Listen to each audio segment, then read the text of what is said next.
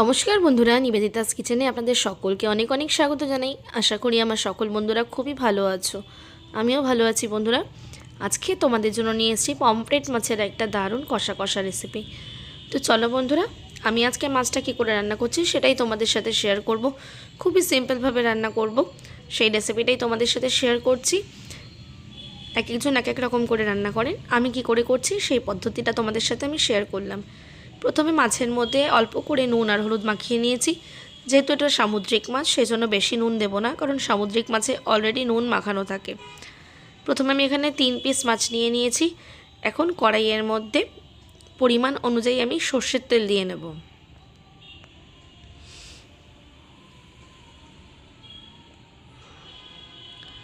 পরিমাণ অনুযায়ী সর্ষের তেলটা দিয়ে নিয়েছি।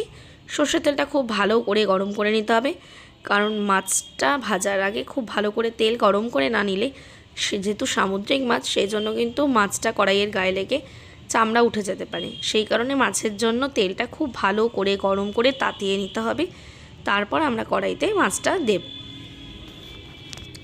এই জন্য খুব ভালো করে তেলটা গরম করে খুন্তির সাহায্যে নাড়িয়ে চাড়িয়ে নিয়েছি।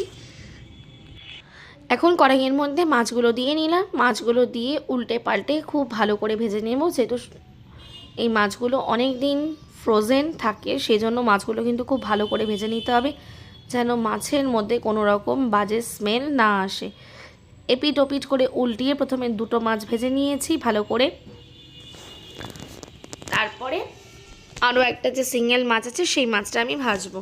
এখানে বন্ধুরা আপনারা ভাবতে পারেন যে এত অল্প মাছ কেন, এটা আমার ছেলের জন্য রান্না করা হয়েছিল, সেজন্য 3 পিস মাছই রান্না করেছিলাম, যেহেতু ও একা খাবে সেজন্য।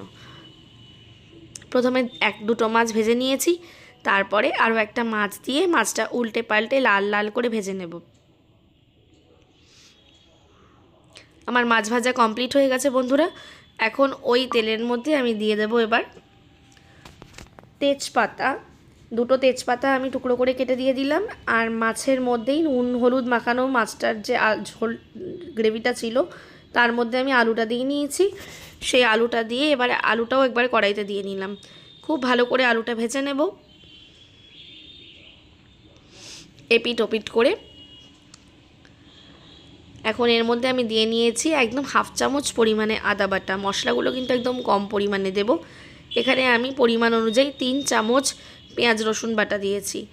পেঁয়াজ রসুন বাটাটা দিলাম 3 চামচ আর আদা বাটা দিলাম 1/2 চামচ। একদম অল্প করে পরিমাণে দিয়েছি, যেহেতু একদম অল্প মাছ। এবার আমি এখানে টমেটো কেচাপ দিয়ে দিয়েছি। টমেটো বদলে আমি এখানে 1 চামচ মতন টমেটো কেচাপ দিয়েছি। খুব ভালো করে মশলাটা আমি এখন কষিয়ে নেব। এখন যে রেগুলার মশলাগুলো আছে সেই মশলাগুলো আমি দিয়ে নেব। পরিমাণ অনুযায়ী দিলাম নুন, 1 চামচ পরিমাণে হলুদ, আর দেবো 1 চামচ পরিমাণে লঙ্কার গুঁড়ো। এই মশলাগুলো দিয়ে ভালো করে মিশিয়ে কষিয়ে নিতে হবে, যাতে মশলাটা পুড়ে না যায়। আর আমি এখানে 2 চামচ পরিমাণে চিনি দিয়ে নিয়েছি। আমি এখানে বন্ধুরা অল্প একটু পরিমাণে জল দিয়ে নিয়েছিলাম, যেন নিচে লেগে না যায়। জল দিয়ে ভালো করে কষিয়ে নিয়েছি মশলাটা থেকে তেল বেরিয়ে আসা পর্যন্ত। খুব ভালো করে কষিয়ে নেব যতক্ষণ না পর্যন্ত তেল বেরিয়ে আসছে।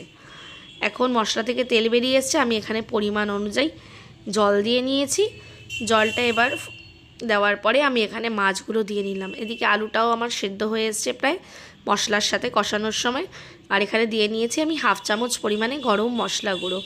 গরম মশলা গুঁড়ো দিয়ে আবারও নাড়িয়ে চাড়িয়ে নিয়ে এখন টকবক করে ফুটে ঝোলটা কিছুটা গামাখো হবে, তারপরে আমি মাছের ঝোলটা নামিয়ে দেব। আজকে কিন্তু বন্ধুরা পমফ্রেট মাছের কষা রান্না করলাম আলু দিয়ে। আপনাদের এই রেসিপিটা কেমন লাগলো অবশ্যই আমাকে কমেন্টে জানাবেন। আমার সকল বন্ধুরা নিবেদিতাস কিচেনের পাশে থাকবেন, সাথে থাকবেন।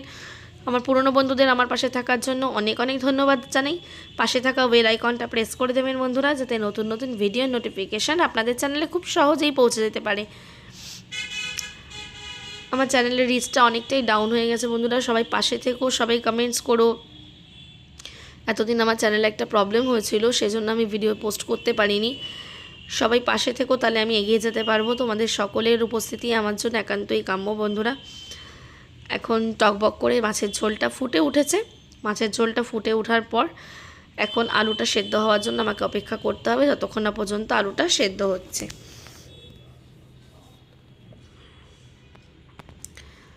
এই মাছের কষাটা কিন্তু দারুণ লাগে। পমফ্রেট মাছের একটু নুন তো অবশ্যই আছে, একটু হালকা মিষ্টি মিষ্টি হয়। আর আমার ছেলেটা খেতে খুব ভালোবাসে, সেই জন্যই আমি ওর জন্য এটা রান্না করি প্রায়। আর আমার মাছের ঝোল একদম রেডি হয়ে গেছে, আলুটাও সেদ্ধ হয়ে গেছে। আমি এবার বাটিতে নামিয়ে নিয়েছি। আমার আজকের রেসিপিটা এইটুকুই বন্ধুরা, আবারও দেখা হবে আরও একটি নতুন রেসিপির সাথে। Bye bye.